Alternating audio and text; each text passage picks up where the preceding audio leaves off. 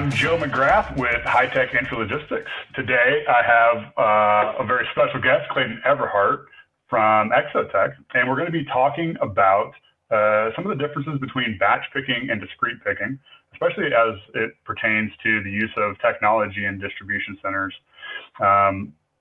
Clayton, why don't you go ahead and introduce yourself?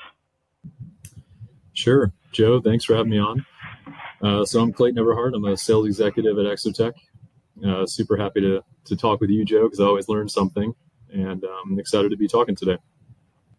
Very cool. All right, well, let's kind of jump in here and set some ground work for the discussion.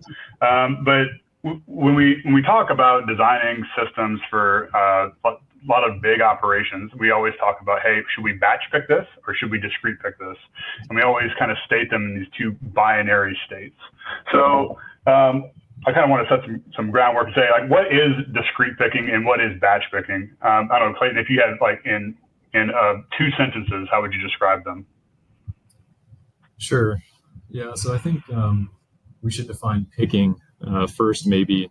I think it's a very labor intensive and costly and definitely center of mind for a lot of warehouses and logistics managers out there. It's basically a human operator or a robot that is picking an item to fulfill an order within a warehouse. So discrete picking and batch picking are a method or different strategies you could deploy in order to make that cost effective, efficient, and accurate. So discrete picking is where you are fulfilling orders one at a time. So the operator would be picking units or lines within that order into the final destination carton or tote. Some people call them shippers, order totes. And then batch picking is where you would be picking to a pool of orders that are open. You can have a bunch that are open at one time, and you are trying to maximize the efficiency of that SKU presentation or the operator accessing that SKU and picking that SKU multiple times to be sent down for sortation and consolidation for to complete that order. Yep, I think one thing you noted a little bit, it might be an important consideration for this, is the concept of lines. So a lot of times when someone orders something, they don't just order one thing, although they may, but they might order 2 or 3 things. I might order 2 cases of water and 1 pack of Kool-Aid, right? That could be 2 lines and 3 items.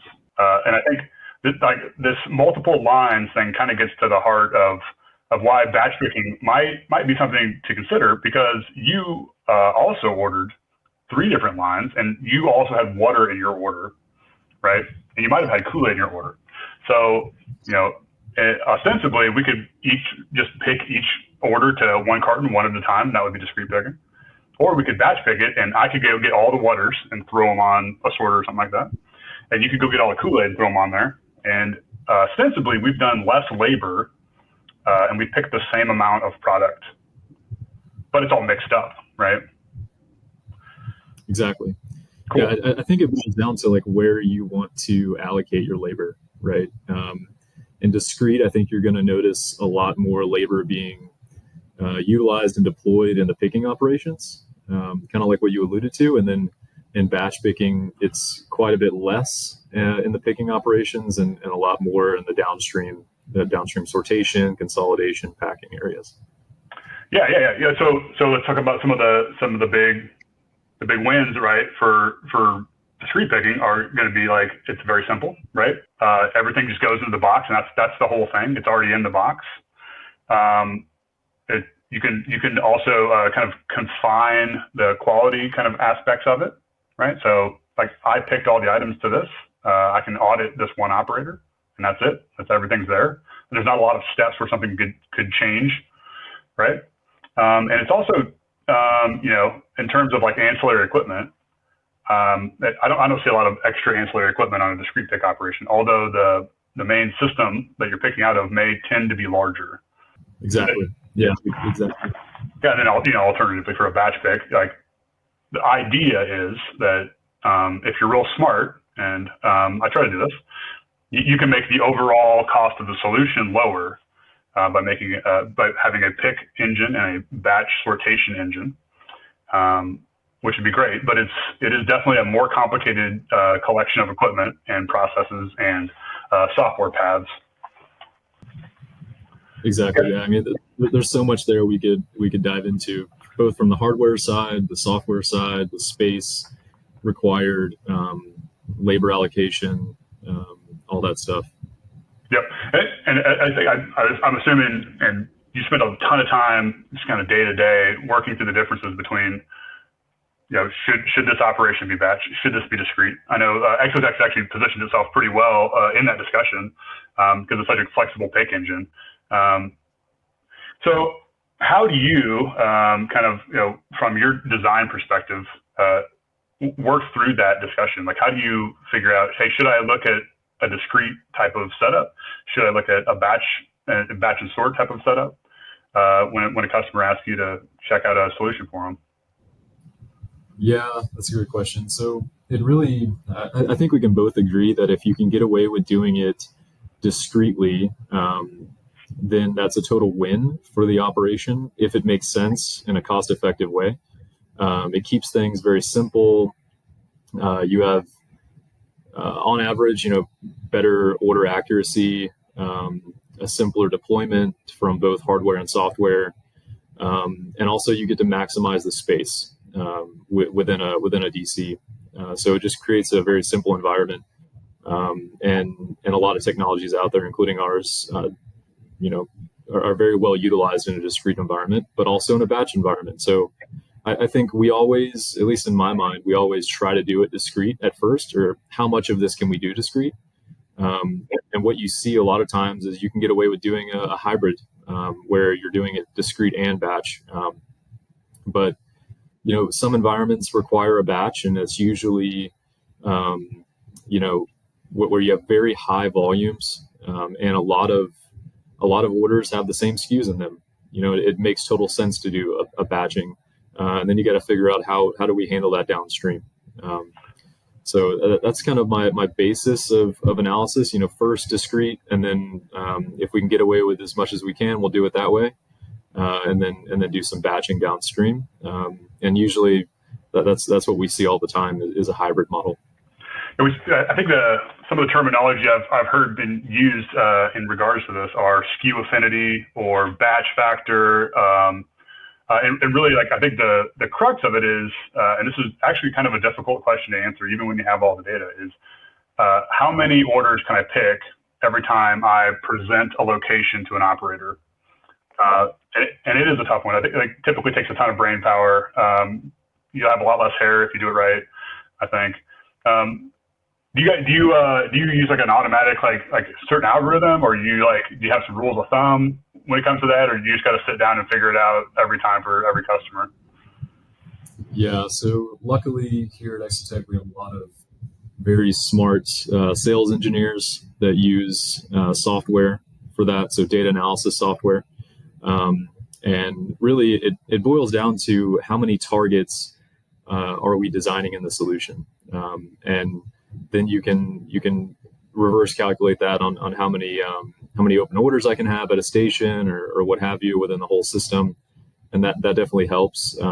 But the most helpful thing is having software that can calculate this for us, and be somewhat accurate and get you in a baseline. You're going to have an idea based on the business that customer is in.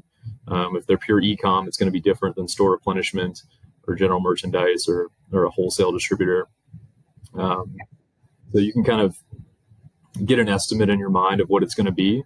And then that software can kind of fine tune it. If it comes out with something that is a really high batch factor and it's an e-com, it's probably wrong. So you need to reevaluate and see what's up with the data. But yeah, software and having a process on your sales engineering team, I think is what helps us the most. Yep, we see a lot of that same thing, and then beyond figuring out what the batch factor is up front, what we expect the system to do when we design it. We also do spend a lot of time talking about what business rules we'd put into that in-state software in order to maintain that level of batch factor. right? Or that level of SKU affinity? Like, how do you make sure you organize and release your orders in such a way that you're able to take advantage of a batch and pick or a batch and sort operation? And I think this is a very, very interesting counterpoint. Like, while it's possible to do all this stuff and create an environment where you could have less overall capital with a batch and sort, like, none of these things are trivial. Like, they are very difficult pieces of analysis. You have to make sure that your business rules are spot on.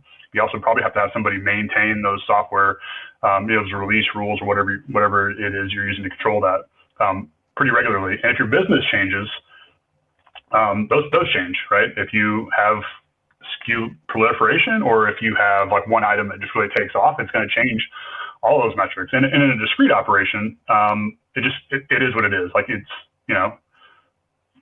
maybe you have to increase some throughput, or maybe you have to increase a little bit of storage, but it's really a much simpler modification. Yeah, exactly. I think having a plan in place, if you do decide to go discrete, to have some sort of top off area for super fast movers if you're expecting your business to change, right? We see that all the time with pure e-com systems that we do. 1 week, one SKU could not move, and the next week it moves like crazy. Yeah.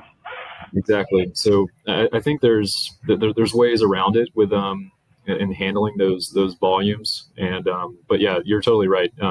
I would have much less hair if you do it to the exact batch factor. It's really tough to get, because you're essentially trying to predict the future, and it's really hard to do that. I've not been successful predicting the future yet. So.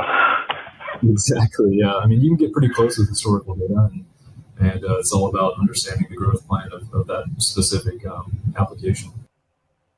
Yeah. Okay. Well, I noticed you mentioned some hybrid approaches to batch versus discrete. Do you want to maybe describe one or two of those scenarios? Sure. Yeah. I think the pure e-com example, where you have a e-commerce retailer and they have a discrete setup where they can do majority of their throughput discretely. Mainly, they would decide to do that because the SKUs are not very, or I should say the order lines within their orders that they're receiving on a daily basis. The SKUs are not as like SKU proliferation throughout their orders is not very, very prevalent, right? Anyone can order any SKU. They don't have much affinity, right? There's not much crossover correlation. Affinity is the right word, right? So they're able to get away with discrete, and discrete makes the most sense. But like we mentioned, when you have very high throughput for one SKU, and then you start getting a lot of orders that have a lot of SKU affinity, you can have not only the goods to person size to handle majority of your throughput, but also a top off area outside the system where you're able to maybe store some pallets of one SKU or have a carton flow rack for a fast pick area, and start the order in the automated system or in the main area of picking in your warehouse, and then have a dynamic area where you can top off those SKUs. So you can see a blend of the two of them. That example is not a very complex one with batching, where you have a lot of sortation and consolidation, but you're essentially consolidating those discrete orders with the high moving SKUs and the batched SKUs. Yeah. I think one way I've seen it, kind of the hybrid version of it, is we have a pick engine set up for discrete picking, and we do all of our multi-line orders. We pick multi-lines directly into the containers, right? But when it comes to single line, single unit type of orders, like maybe there's one pair of shoes that really blows up in an apparel account, we'll just bring that up and we'll pick all of them into like one container. And what this does is allows me to reduce the size of like the pick engine, an Exotec, let's say. I can have less presentations per hour, but still get the same number of units out of the system. And I always choose the single line, single unit type of orders because the sortation of those downstream is actually trivial. It's just take one unit out. That is the whole order.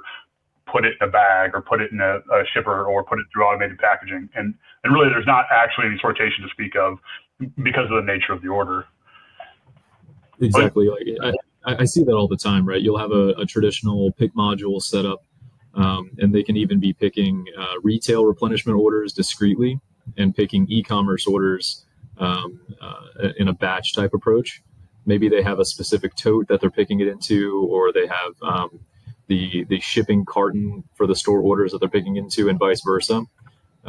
And you see all the time where they're just like you described, single line, single unit orders, batching those into a tote and sending it to a polybagger or automated small case erector, and they're packing them right there and then sorting by carrier or shipping type.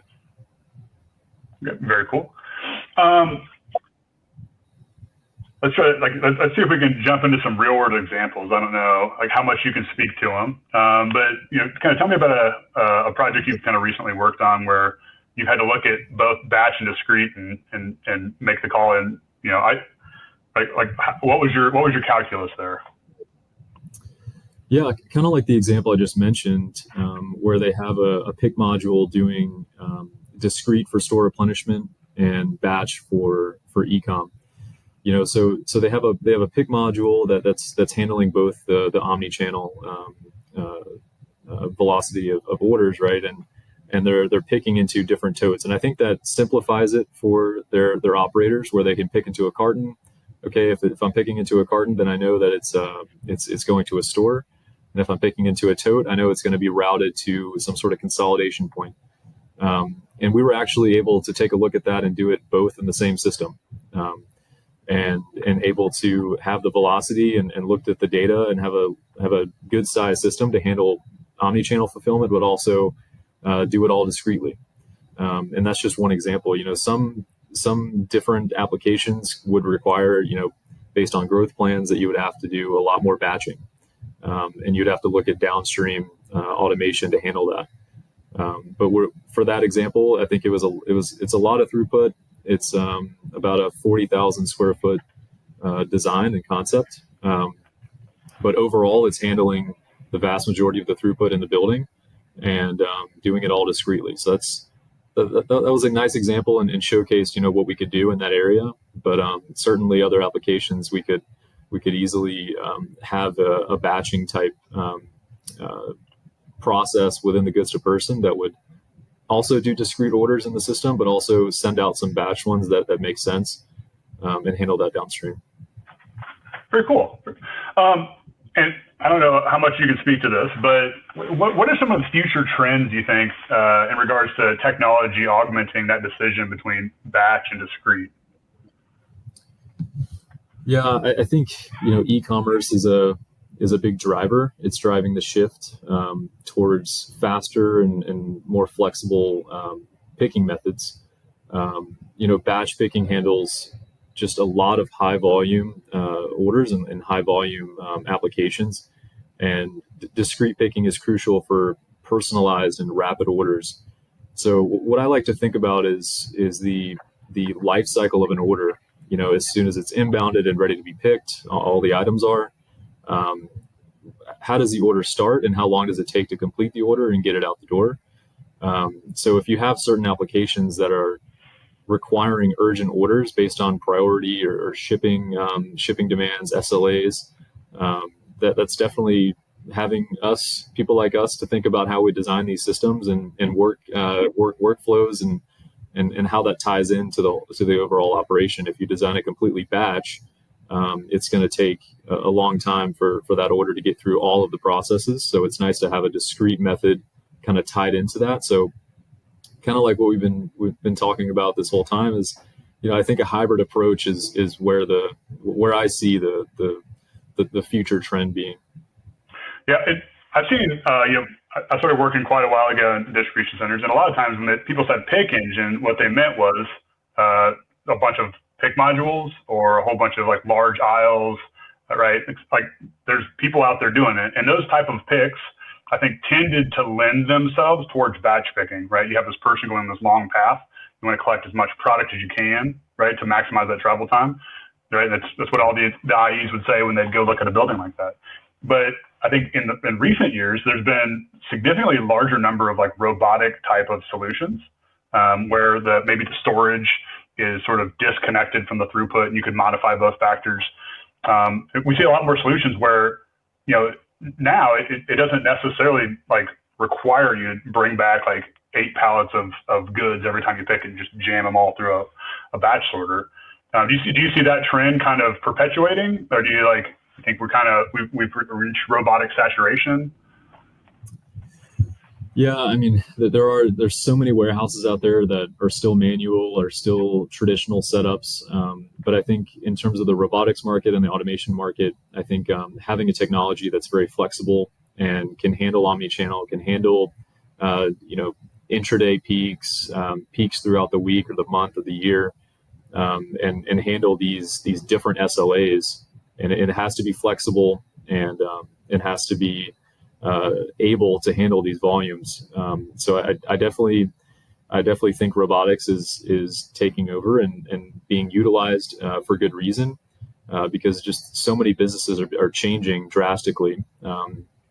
Stores and brands that we've always known as to be brick and mortar are of course having the capabilities to be to have e-commerce growing in their revenue type. So it's changing how it's being set up throughout the industry, and I think robotics is kind of leading that.